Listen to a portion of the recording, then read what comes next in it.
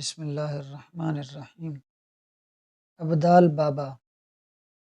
وہ مجھے پہلی مرتبہ وادی سوات میں کالام کے پہاڑی علاقے میں دکھائی دیا۔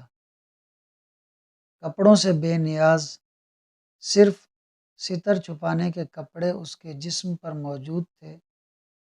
سردی اتنی سخت تھی کہ مجھے یقین نہیں آیا۔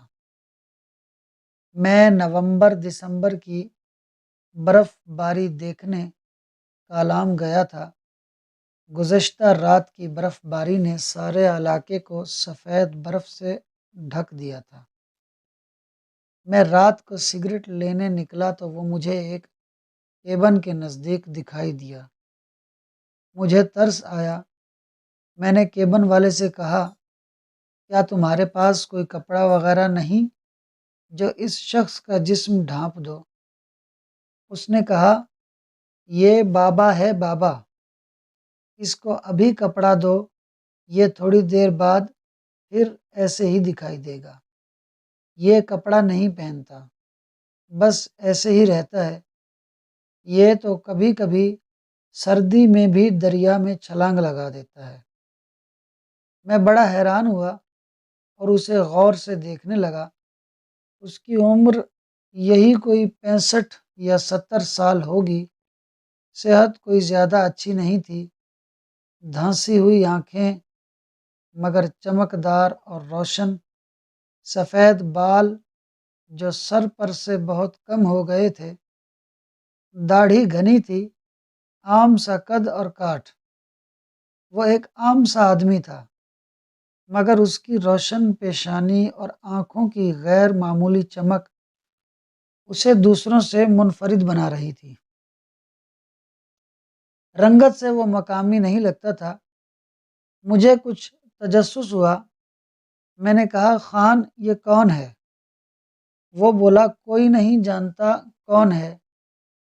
پشتو بھی بولتا ہے، سندھی بھی، بلوچی بھی، پنجابی بھی۔ یہ اردو، انگلش، عربی، فارسی سب زبانیں جانتا ہے۔ میں نے کہا، تم کیسے جانتے ہو؟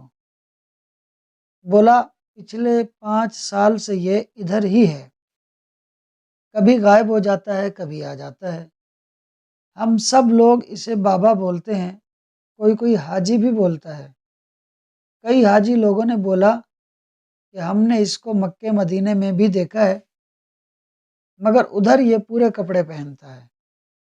میں نے حیرت سے پوچھا، یہ اور سعودی عرب؟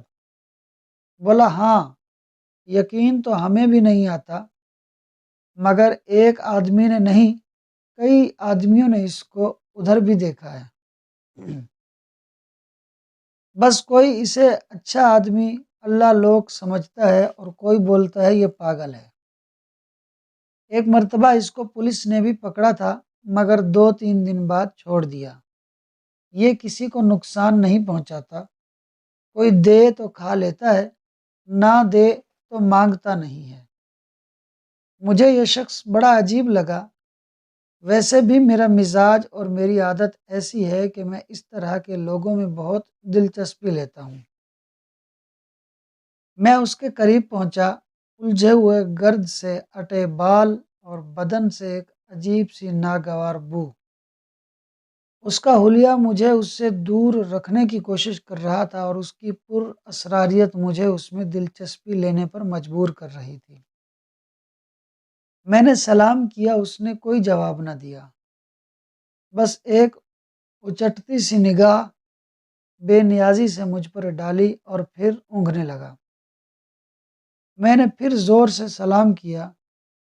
اس نے ایک مرتبہ پھر آنکھیں کھولی اور اٹھ کر ایک طرف کو چل دیا۔ میں واپس آ گیا۔ یہ میری اس سے پہلی ملاقات تھی۔ اس کے بعد میں اس کی تلاش میں لگا رہا۔ مجھے جہاں پتہ چلتا میں پہنچ جاتا۔ اب اس کی آنکھوں میں مجھے دیکھ کر ایک مانوس سی چمک آتی، مگر وہ پھر شان بے نیازی سے یا تو آنکھیں موند لیتا یا پھر ادھر ادھر دیکھنے لگتا۔ اس کی پسندیدہ جگہ دریا کے کنارے درختوں کا ایک جھنڈ تھا۔ وہ اکثر وہاں دکھائی دیتا۔ اب وہ کبھی کبھی میرے سلام کا جواب دھیمی سی سرگوشی میں سر ہلا کر دے دیا کرتا۔ ایک دن دوپہر کے وقت میں نے اسے درختوں کے جھنڈ میں لیٹے دیکھ کر کاغذ کے گلاسوں میں کافی خریدی اور اس کے پاس چلا گیا۔ آج کئی دن گزر چکے تھے مجھے اس کا پیچھا کرتے کرتے۔ میں نے سلام کیا، اس نے اسی بے نیازی سے دھیمی آواز میں سر ہلا کر جواب دیا۔ میں نے کہا بابا چائے پئیں گے؟ اور کپ اس کے قریب رکھ دیا۔ غیر معمولی طور پر اس نے کپ اٹھا لیا اور کچھ کہہ کر، یہ شاید میری سمجھ میں نہیں آیا، بسم اللہ پڑھ کر کافی کا سپ لیا، یعنی کافی پی۔ میں نے پتھر میں جونک لگتی دیکھی تو بات آگے بڑھائی، بابا آپ کا نام کیا ہے؟ اس نے مجھے دیکھا اور مسکرایا۔ میں نے کہا بابا آپ کا نام کیا ہے؟ بولا عبداللہ۔ میں نے کہا آپ کہاں کے رہنے والے ہو؟ دیر تک سکوت طاری رہا۔ میں نے پھر دہرایا، بابا آپ کہاں کے رہنے والے ہو؟ بولا یہیں اسی زمین کا۔ میں نے پوچھا یہ زمین تو بہت بڑی ہے، اس زمین میں کہاں کے؟ بولا سمندر کے پاس۔ میں سمجھ گیا یہ کراچی یا اس کے آس پاس کی بات کر رہا ہے۔ میں نے کہا بابا آپ کا گھر اور بچے کہاں ہیں؟ اس نے مجھے پھر دیکھا۔ اس دوران وہ کافی کے گھونٹ لیتا رہا تھا۔ گلاس زمین پر رکھا اور ایک طرف کو روانہ ہو گیا۔ یہ پہلی گفتگو تھی جو اس نے میرے ساتھ کی۔ میں سمجھ گیا کہ اس سے بات کرنا مشکل ضرور ہے مگر ناممکن نہیں۔ میں اس کے پیچھے لگا رہا۔ ایک دن وہ مجھے پھر اوپر پہاڑ پر ایک اخروٹ کے درخت کے نیچے تنے سے ٹیک لگائے مل گیا۔ ان دنوں سردی کچھ کم ہو چکی تھی۔ میں نے پھر سلام کر کے بات چیت کا آغاز کیا۔ اب کی بار وہ بولا تم مجھ سے کیا چاہتے ہو؟ میں نے کہا بس ایک تجسس ہے کہ آپ کون ہیں، کہاں سے آئے ہیں؟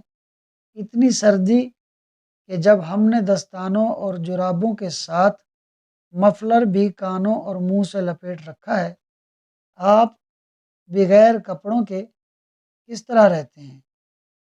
کیا آپ کو سردی نہیں لگتی؟ آپ بیمار کیوں نہیں ہوتے؟ آپ کا مقصد زندگی کیا ہے؟ بس یہی ساری باتیں ہیں جو مجھے آپ کی طرف آنے کے لیے مجبور کرتی ہیں۔ اس نے ایک ٹھنڈی سانس لی، گفتگو شروع کی، اور وہ نہ بولنے والا جب بولا تو بولتا چلا گیا۔ گھنٹوں گزر گئے، لگتا تھا وقت تھم گیا ہے، نہ ٹھنڈک کا احساس، نہ وقت گزرنے کی خبر۔ میں منہ کھولے ہماتن گوش بنے اس کی باتیں سنتا رہا، اور جب وہ خاموش ہوا تو پتہ چلا کہ کتنا وقت گزر چکا ہے۔ اپنی بات ختم کر کے وہ اٹھا، مجھے سینے سے لگایا، زور سے بھینچا۔ وہ ناگوار بو جو اس کے جسم سے آتی تھی اور لوگوں کو اس کے قریب آنے سے دور رکھتی تھی، ایک عجیب خوشبو میں بدل گئی، اور آج تک وہ خوشبو میری سانسوں میں محسوس ہوتی ہے۔ جاتے ہوئے میں نے اس کا ہاتھ پکڑا اور التجا کی کہ میں آپ سے تعلق رکھنا چاہتا ہوں۔ تو کہنے لگا کہ تم جب مجھے یاد کرو گے تو میں آ جاؤں گا، مگر مجھے بغیر سخت ضرورت کے کبھی بھی نہ پکارنا۔ اس کے بعد وہ چلا گیا۔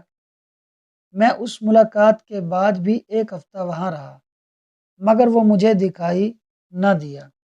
میری نگاہیں اسے آج بھی تلاش کرتی ہیں، بازاروں میں، مسجدوں کے باہر، مزاروں کے قریب، مگر وہ مجھے پھر نہیں ملا۔ اس نے کیا گفتگو کی، اس کی زبانی میں آپ کو سناتا ہوں۔